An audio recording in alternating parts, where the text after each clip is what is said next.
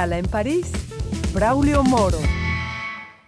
Bienvenidos a Escala en París, una emisión de Radio France Internacional en colaboración con la televisión France 24 en español. La guerra en Ucrania está por cumplir un mes y con ella aumentan los efectos directos e indirectos de la tragedia, en particular para la población ucraniana, primera víctima de la agresión rusa. Fuera del terreno geográfico donde tiene lugar esta guerra, sus consecuencias económicas se dejan sentir en todos los países. Para hablar de lo que serán esas consecuencias para América Latina, saludamos aquí en nuestros estudios al economista Juan Carlucho, economista y profesor en Comercio Internacional de la Universidad de Surrey. Bienvenido, Juan, a nuestros estudios. Muchas gracias, Braulio. Gracias por acompañarnos en esta situación de análisis. Vamos a tratar de analizar lo que está pasando como resultado de este conflicto que decimos cumple ya un mes. Ucrania y Rusia generalmente no son grandes socios comerciales de América Latina, pero el conflicto está afectando ya a la región. Sí, efectivamente, digamos, la región, por una cuestión sobre todo geográfica e histórica, tiene pocas relaciones comerciales y económicas directas con los países involucrados directamente en el conflicto, que son Rusia y Ucrania. Entonces los impactos, digamos, macroeconómicos directos son más reducidos que por ahí en otras regiones del mundo que tienen relaciones mucho más profundas con esos países. Ahora, eso obviamente no quiere decir digamos, esta distancia geográfica permite cierto resguardo, pero los efectos de la crisis transitan vía el efecto que esta crisis tiene en los mercados globales. O sea, hoy ya podemos saber que esto es una crisis global y hay diferentes niveles en los cuales está afectando a los países de América Latina. Creo que el primer nivel es el siguiente. Venimos de una situación de una fuerte recuperación de la economía mundial en 2021, ya con fuertes aumentos de precios de ciertas materias primas, agroalimentarias, petróleo, gas, ciertos metales.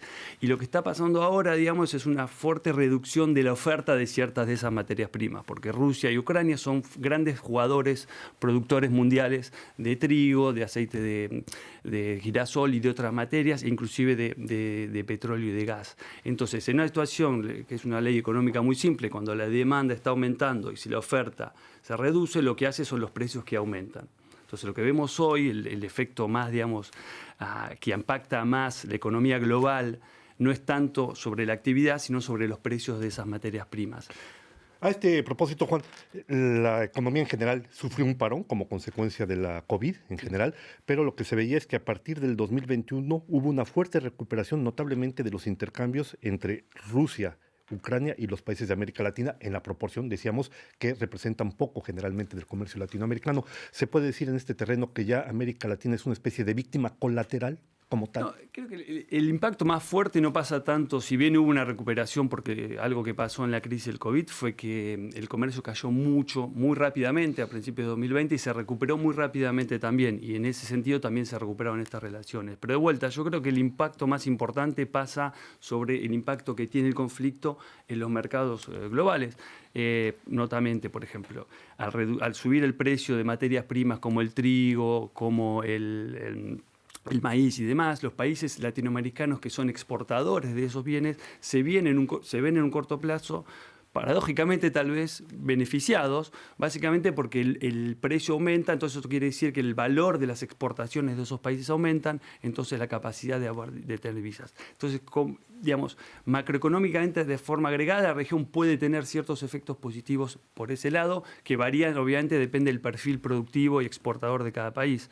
Ahora, otro tema muy importante que venían también habiendo presiones inflacionarias, es el tema de la suba de precio del petróleo, que obviamente estamos viendo mucha volatilidad aún, si bien el petróleo subió fuertemente, luego bajar porque todavía hay mucha incertidumbre, lo que sí, el aumento del precio del petróleo va a impactar también a la región de forma heterogénea. Notamente hay ciertos productores muy grandes de petróleo en la región, como Colombia y Brasil, que son exportadores netos de petróleo, entonces esta suba de los precios tiene efectos positivos para esos países, sabiendo que también Brasil importa mucho productos derivados o refinados del petróleo, entonces el impacto sobre las divisas pues es ese medio. Y una sola cosa, otro país, es importante que otros países que son mucho más dependientes de la importación del petróleo, esta suba de precios tiene efectos muy importantes en términos de la necesidad de divisas para justamente poder sostener esta recuperación económica que estábamos viendo. Ese creo que es el gran riesgo ahora.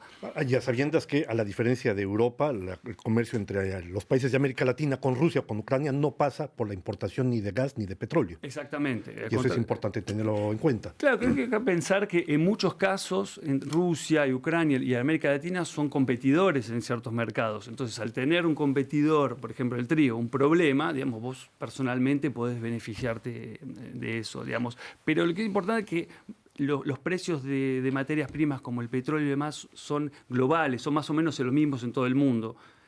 Al ser bienes muy homogéneos, básicamente no importa mucho el origen de dónde viene, ¿no? No es como un auto. Sí. Ahora bien, Brasil sin gran sorpresa, es el principal socio comercial de Rusia, notablemente.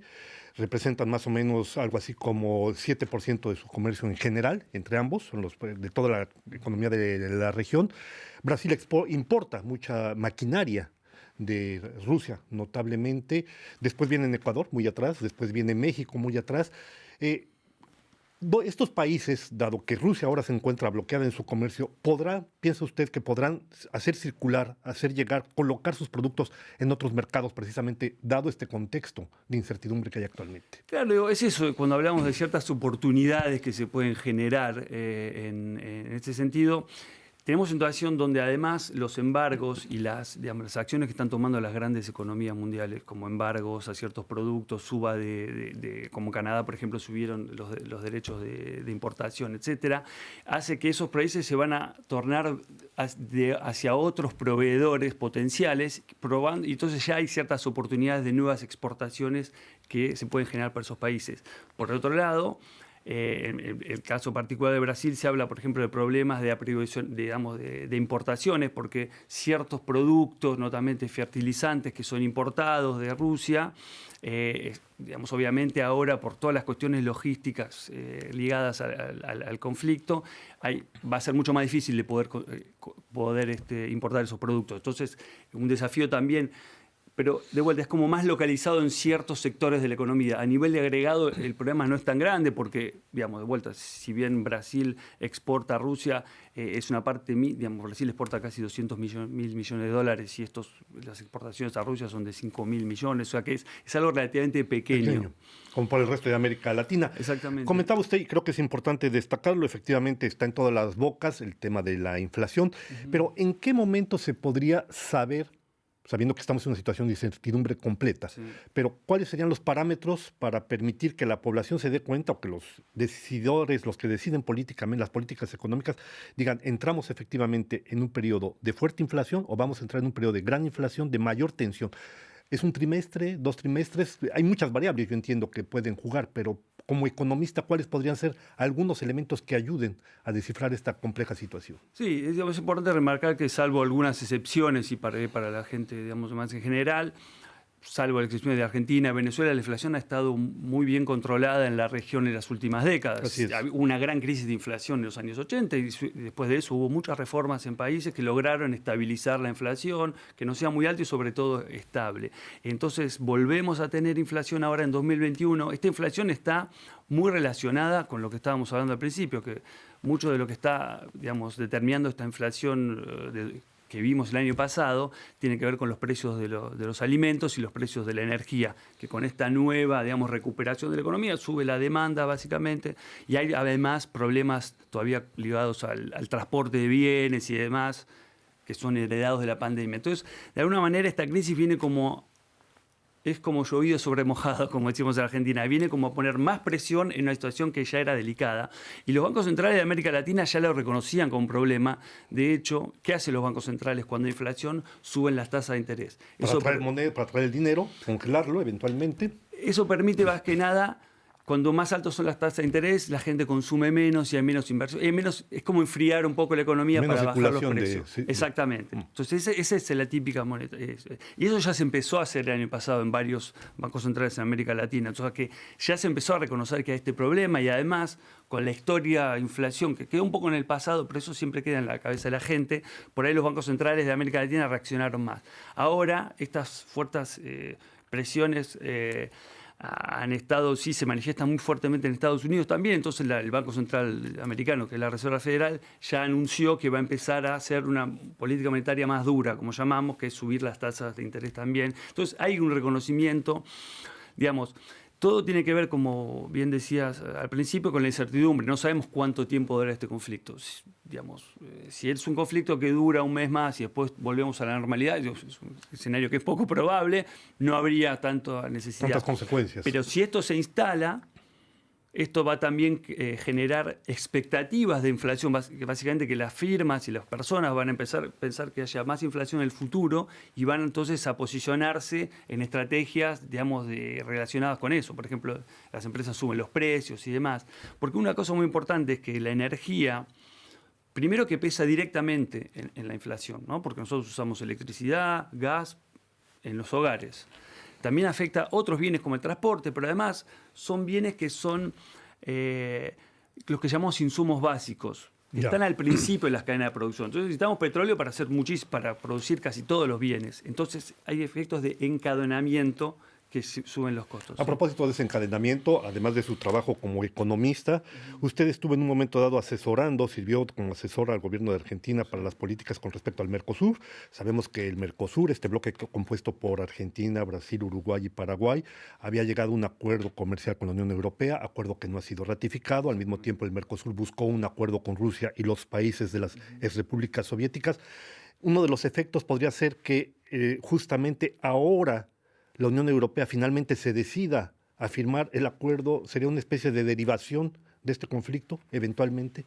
Es posible, digamos. Hubo una época en el Mercosur, hace unos años, donde se buscaba activamente, digamos, crear acuerdos comerciales con grandes zonas, y dentro de eso se firmó, como decís, con Rusia también hubo ciertos memorandos de entendimiento, y se firmó en 2019 este acuerdo, un acuerdo en principio entre la Unión Europea y el Mercosur.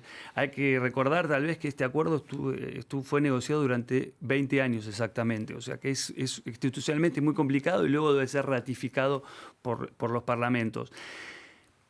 Es posible, digamos, creo que también vuelve a la pregunta inicial de, bueno, ¿cómo se va a reconfigurar el mundo luego de este conflicto? Todavía es un poco temprano para saber cuál va a ser. Ciertamente. Pero es posible que, digamos, en Europa haya cierta conciencia de que hay que diversificar o que hay que integrarse más con otros países, sabiendo que el comercio internacional está muy ligado a la geopolítica, eso sin duda. Pues estamos ya llegando al final de esta escala en París. No me queda agradecerle sino a Juan Carlucci su presencia. Recuerdo que usted es economista, especialista en temas de comercio exterior. Gracias por habernos acompañado en esta emisión. A ustedes les damos una nueva cita aquí la próxima semana en otra escala en París.